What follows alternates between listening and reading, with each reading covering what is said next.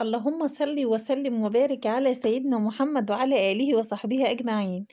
ازيكم عاملين ايه؟ يا رب تكونوا بخير. طبعا دي ايه؟ دي مفروكة، اللي ما يعرفهاش بقى هيعرفها معانا في الفيديو ده. بس هي حاجة لذيذة جدا وطعمة جدا وكل حاجة. يعني انا بموت فيها بموت فيها كده، حلوة قوي قوي قوي، تجنن يا جماعة. وعملناها بقى في فرن البوتاجاز بكل سهولة. شايفين الجمال؟ دي بقى بعد ما فرقتها كده نجرب طبق كده مع بعض، وبعد كده ندخل على ايه، على المقادير بتاعتنا ونشوف احنا عملناها ازاي. ده طبعا ايه، نحط السكر بتاعنا بقى براحتنا كده. السكر طبعا حسب الرغبة.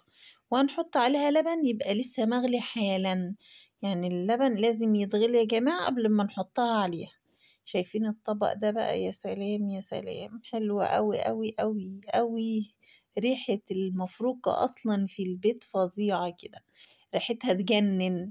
شايفين؟ وزودي بقى لبن براحتك. لا، أصل المفروكة يا جماعة بتشرب اللبن على فكرة، انت لو سبتها شوية هتلاقيها تقلت عن كده كمان. شايفين الجمال؟ ريحتها يا جماعة، ريحتها يعني تهوس كده، حلوة موت. وإيه، وطعمها جميل جدا، لازم تجربوها بجد. هندخل بقى على المقادير بتاعتنا ونشوف احنا عملناها ازاي. معايا ده كيلو دقيق ذرة، كيلو دقيق ذرة، عليه معلقة صغيرة من الملح. ومعايا بقى مية من الحنفية، مية عادية جدا مش سخنة ولا أي حاجة. هنحط بقى المية وإيه حسب ما الدقيق يشرب معايا، علشان خاطر العجينة يا جماعة بتبقى تقيلة جدا جدا جدا. هتشوفيها معايا كده هتبقى عاملة ازاي. أنا كل شوية بزود إيه كمية مية معينة، أي شوية يعني صغيرين كده، وايه واقلب واعجن كده. علشان خاطر انا ممكن احط كمية مية كبيرة فتقوم العجينة تبقى طرية معايا، انا مش عايزاها طرية، انا عايزاها بالقوام ده. شايفين عاملة ازاي؟ تقيلة جدا، يعني بتشكليها كده يا قوامها تقيل جدا جدا. كده انا بقى عجنتها وخلصتها. هنشوف بقى احنا هنعمل فيها ايه. انا قسمتها نصين. طبعا احنا بنعملها قرص كده زي القرص بالظبط، او دايرة. بنكورها كده وايه ونفردها بايدينا كده زي ما انتوا شايفين كده. انا ضغطت عليها كورتها وضغطت عليها، بس للاسف الكاميرا كانت فصلت. وبرش عليها كده يا جماعة، ده دي ذرة. يعني انا كورتها وضغطت عليها وخليتها الدايرة دي كده. تمام كده، ورشيت عليها شوية ايه دي ذرة. هنعمل بقى واحدة كمان، دي النص العجينة التاني. هنضغط عليها برضو نفس الكلام كده ونطلعها زي القرص كده، ونرش عليها شوية ايه دقيق ذرة كده. شايفين؟ ريحتها يا جماعة تجنن بصراحة، وطعمها رهيب. ما ننساش بقى نعمل لايك للفيديو، لما اشتركش معايا في القناة يشترك علشان يوصل لكم كل جديد. طبعا انا خلصتها، ايه هنسويها بقى في الفرن. انا ايه سويتها على اعلى درجة حرارة عندي في الصينية دي، وحطيت الصينية في الرف الوسطاني على الشبكة، وما شغلتش الشواية لحد ما وصلت للون ده. وهي كده كانت استوت. هي المفروض يا جماعة بتتحط على الصاج من تحت، على أرضية الفرن من تحت، وتولعي الفرن نار هادية والشواية نار هادية. بس أنا للأسف الفرن بتاعي بايظ، لما بهديه بيفصل. فأنا بقى بعدت الصينية عن وطبعا بتتحط على الصاج عادي كده، ما بتتحطش في صينية ولا أي حاجة خالص. بس أنا بقى حطيتها في الصينية لما الفرن فصل معايا كده، الفرن زهقني بصراحة. فحطيتها في الصينية وحطيتها على الرف الوسطاني في الشبكة، وولعت الفرن على أعلى درجة حرارة علشان خاطر ما يفصلش مني.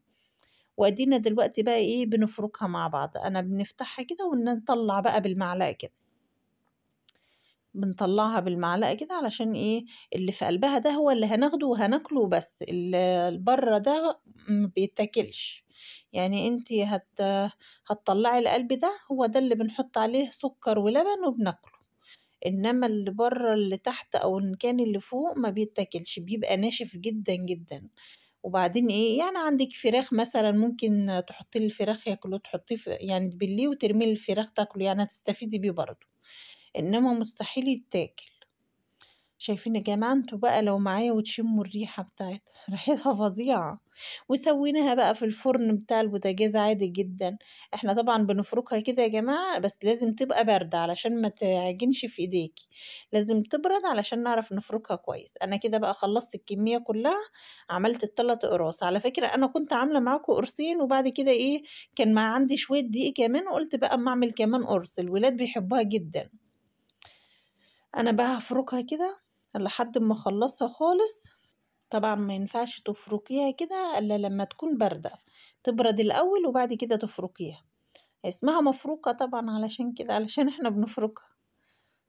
شايفين اللي ما يعرفش طبعًا المفروكة يا جماعة، يعني هو دقيق ذرة بيتعجن بمَيّة وشوية ملح صغيّرين كده، وبنحطها تستوي في الفرن وتطلع ناخد قلبها ونفرُكها كده زي ما أنتم شايفين في الفيديو يعني، وبيبقى طعمها لذيذ جدًا، جرّبوها، اللي ما عملهاش يعملها ويجرّبها، هتموتوا فيها، يعني مش هتبطّلوا تعملوها بعد كده. أنا طبعًا فرَكت ال3 أقراص اللي أنا عاملاهم وخلّصتهم كده، يعني بانعّم فيهم شوية، لو كان في شوية كلاكيع بقى أنا بافُكّها.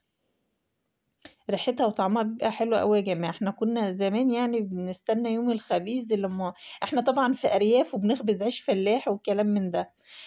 كل خبيز نيجي نخبز لازم ماما تعمل المفروكة دي. بيبقى طعمها جميل جدًا، جدًا، متعودين عليها من وإحنا صغيرين، حلوة موت يعني بنحبها جدًا. دي بقى الحاجات الناشفة اللي فوق واللي تحت الأقراص بتاعتنا إحنا خدنا قلبها، بس طبعًا أنا قُلت لكم اللي عنده فراخ بقى بيربي فراخ وكده يبلّها للفراخ تاكلها، إنما مش هينفع تاكلوها، ما بتتاكلش يعني، هو القلب بس اللي بناخده منها، زي ما أنتم شايفين كده. شايفين الجمال؟ ريحتها يا جماعة وطعمها حلو والله فظيعة، فظيعة يعني، اللي ما عملهاش قبل كده يعملها ويجربها. إنما إحنا بنعملها بقى كده، وطبعًا باقول لكم كنا بنستنى الخبيز وكده، إحنا بقى ما بقيناش نستنى حاجة بقى، إحنا بقينا نعملها في فرن البوتاجاز عادي، ويعني بنسلِّك أمورنا بصراحة يعني.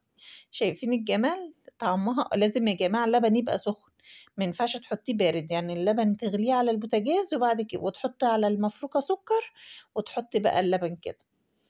بيبقى طعمها جميل جدًا، وبعدين قيمة غذائية عالية جدًا برضه للولاد هيحبوها جدًا، اللي ما بيعرفهاش يعني اللي ما يعرفهاش، واللي يعرفها بقى وبيستنى الخبيز زي حالاتنا وإحنا صغيرين كده، لأ اعمليها دلوقتي بقى في فرن البوتاجاز، وطلعت معايا جميلة جدًا ومستوية وزي الفل، زي بتاعة الأفران لمّا بتيجي تعمليها، بدال بقى ما تشتريها من السوق والكلام ده وما تضمنيش نضافة الحاجة يعني. طبعًا المفروكة دي بتتباع في السوق عادي يعني، بس أنا والله أنا باقرف أشتريها من السوق أو من أي حد يعني، أنا باعملها هنا أنضف وأحسن. شايفين يا جماعة؟ أنا بقى باكل معلقتين كده وقُلت ما ينفعش بقى لازم لازم أقعد أكمّل الطبق. حلوة جدًا. شايفينها عاملة إزاي؟ دي بقى قبل أمّا أفرُكها وكده وشكلها جميل وسويناها وسواها فظيع زي العسل. ما ننساش بقى نعمل لايك للفيديو، وبألف هنا وشفا للي يجربها.